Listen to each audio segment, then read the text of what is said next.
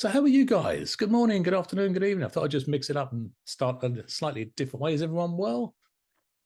Yeah, you're all going to go and be trying to hypnotize people with the handshake and staring through the glass, aren't you? Yeah, there's so many things that you can do with hypnosis. And I'm really excited with the deep trance identification because those of you on the call yesterday, I think this is one of the most important skills to master, of all the many important skills to master, because it accelerates your learning.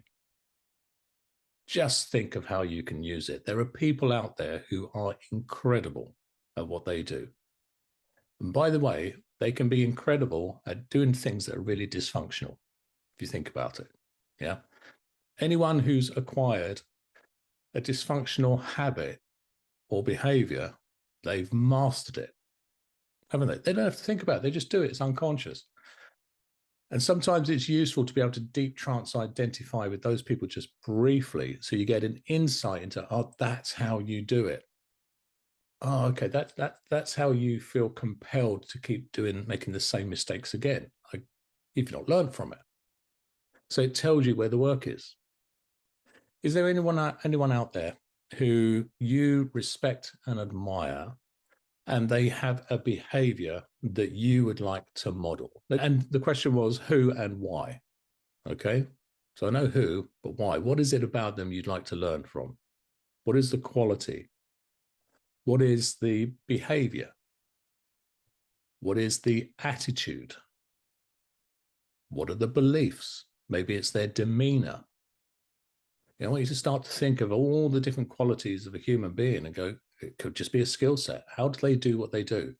But what's the mechanics behind the output, whatever they're doing?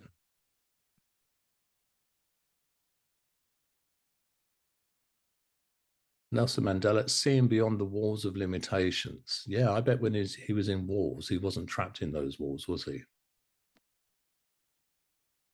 Someone says communication skills, body language, and energy, but I'm not sure who that's for. Donna Eden, seeing energy. Mel Robbins, determination through adversity. Robin Williams, the ability to be spontaneous, creative, instant, intelligent. I did, when you go to do DTI, there's a couple of things that are really important. Three things to get right. One is to give yourself the permission and the intention to explore. If you think about it, what you're doing is you're letting go of your ego. You're letting go of your identity and your perception, the way you see the world. So you're giving yourself permission just for a period of time to step out of that, okay? Because our ego and identity is very precious to most people. So part of the system will tend to hold on to that. So you give yourself permission for a framework of time. If you say, for the purposes of this exercise, the system goes, well, I can do that. I'm willing to do that. It's a bit like with pain control. If you ask somebody to give themselves permission for a framework of time, maybe for a minute, to reduce the pain, it'll be effective. If you say switch it off, it tends not to work, okay? So if you chunk it down to a small piece of time, it tends to be more effective. So give yourself permission. The second is get into the physiology of the person. That makes a huge difference. So if you're sitting down and you're not able to move into the physiology, just imagine and visualize yourself in that physiology. The third is you being able to shift what we call your perceptual positions. So when you look through your own eyes, through your own ego, that's first position. When you step out of yourself and see yourself and see other situations, that's second position. Third position is stepping into somebody else. So we're going to do a very quick thought experiment just to warm things up, okay? Hold your hands out like so. I should take a screenshot of this. I mean, look, there's 50 people who look like this. Hello. Okay, this is yes, and this is no. So I'm going to set up the finger signals for the whole lab exercise, okay? You know how this works, don't you? I say, yes, okay. You've done this before, have you not? Fabulous. And I have a question. Are you willing to give yourself permission to explore deep trance identification during this exercise so you can learn something to your benefit. Just check it. Yes. Okay. At the end of the exercise, are you willing to ensure that you reintegrate back into who you are and bring back the learnings and the lessons so that you can apply them to your life so you can also assist your clients? Are you willing to do that? Fabulous. Great. Okay, put your hands down. So we've got those set up. Okay. That's how easy it is to set up the finger signals.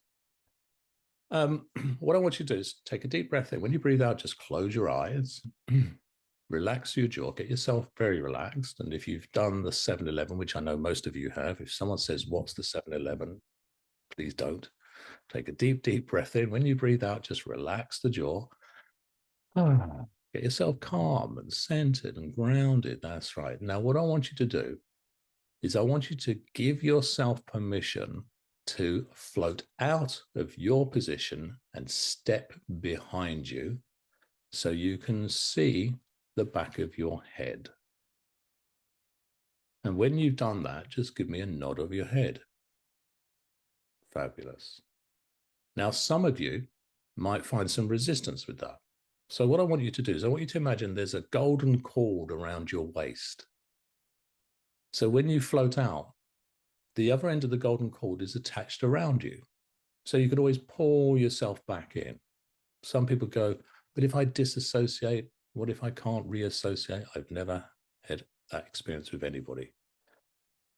But in case you're someone that was struggling a little bit, put the cord around you, step out, and then you can pull yourself back in. So reintegrate with who you are and just give me a nod when you're back. That's right. Now I want you to step forwards. Float out of yourself, just take a step forwards. And then you can turn around and look at yourself, sitting there or standing there with your eyes closed. Just have a look. Just maybe move around a little bit. Look to the left, look to the right. Yeah. Reach up a little bit. So you're looking down on yourself. You don't want to look down on yourself. Yeah. That's right.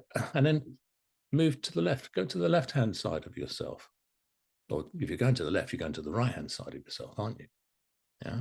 If you go around to the right, you're looking at the left-hand side of yourself. And as you're disassociated and you're looking at the left-hand side of yourself, I want you to imagine turning to the left. So you see yourself turning and facing you. Have you done that? Okay. And then face the front again and then step back into yourself. If you need to pull the rope and pull yourself back in and back in, if you want to make sounds, that works as well. Back in. Yeah. Reassociate. Yeah, it's a bit weird, isn't it? Some of you go, oh my gosh, my head's going a bit weird. Yeah, because you're trying something you've never done before. Now let's try this one. Yeah, let's experiment. Float up, out. Float up to the ceiling and look down. Wow, it's almost like an out-of-body experience. How cool is that? Yeah. And then pull yourself back down and then float down. Float down. So you go, well, there's the ground there. It doesn't matter. You go down, deeper down, and you can look up. And then float back up. No, you didn't know you were going to be doing astral travel this morning, did you? Yeah. Okay. Some of you are going, but my cord isn't long enough. Get a longer cord. Simple as that. Okay. Step back into who you are. Yeah. Reassociate. What was that like for you? Let's see in the chat. How did you do?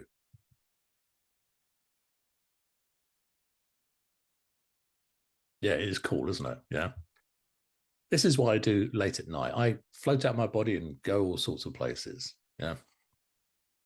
And by the way, if you didn't get the full-on experience, you don't know that you didn't get the full-on experience. You're probably making a comparison to what you think you should do. Yeah. Someone said it's hard to disassociate at all. Let me reframe that. It's hard. Okay. It's just not familiar. Okay. Can you see the difference? And someone says it's not so easy. Another said it's surprisingly easy. If you found it wasn't so easy, it's just a skill to practice. That's all. Yeah. That's all it is. You can practice it. And it's exceptionally useful for doing pain control. Okay. So you step out of yourself so you don't experience pain. but it's exceptionally useful for stepping out and stepping into somebody else's experience.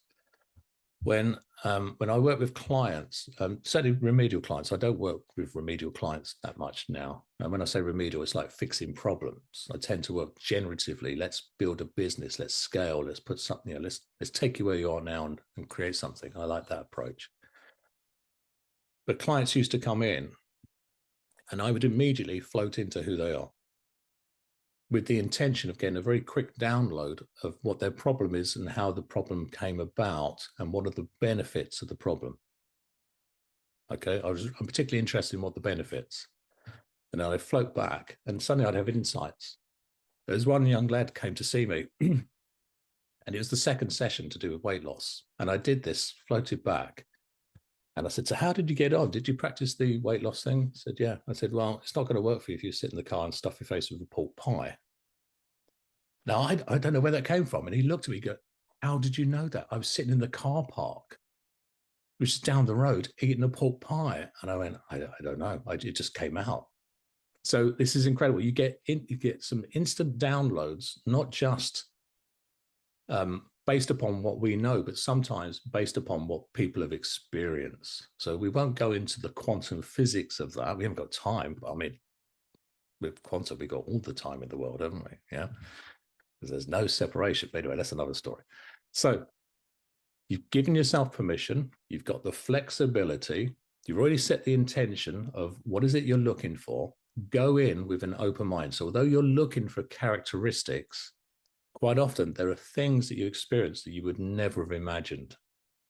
And sometimes that's where there's real gold, especially around beliefs, values, and identity. Okay. Sometimes it's just one small belief that somebody has that enables them to be amazing and excel. Sometimes it can be about perception, how they see themselves or how they see the world, that enables people to just go out there and be totally amazing at what they do. So leave yourself open to be pleasantly surprised by something that happens.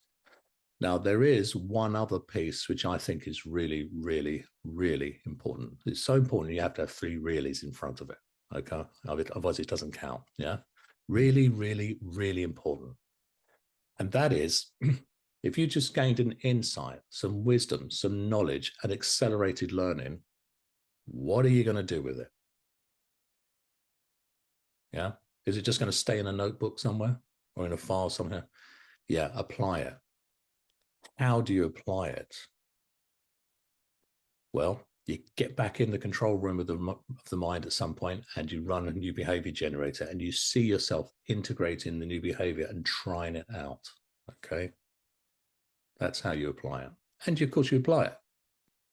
You put it into practice, but you might as well use your hypnosis, new behavior generator, to install it.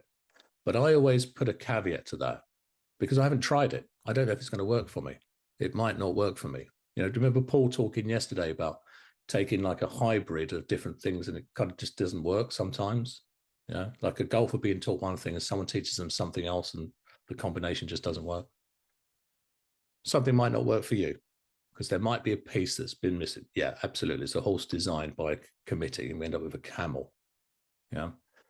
So try it out and experiment with it. Run the scenarios, see yourself using it and see how it works. And then go and put it into practice. And if it doesn't work, you can just take it out. Your unconscious will make the adjustment, by the way. Induce a light trance, okay? Not deep trance. Don't need to be deep trance to do deep trance identification. Not when someone's able to do it. Yeah. Induce a trance, take them into the control room. Oh, first of all, find out what the subject is. Yeah. Find out who the subject is. Now, you may not know who they are. And by the way, they can be fictitious.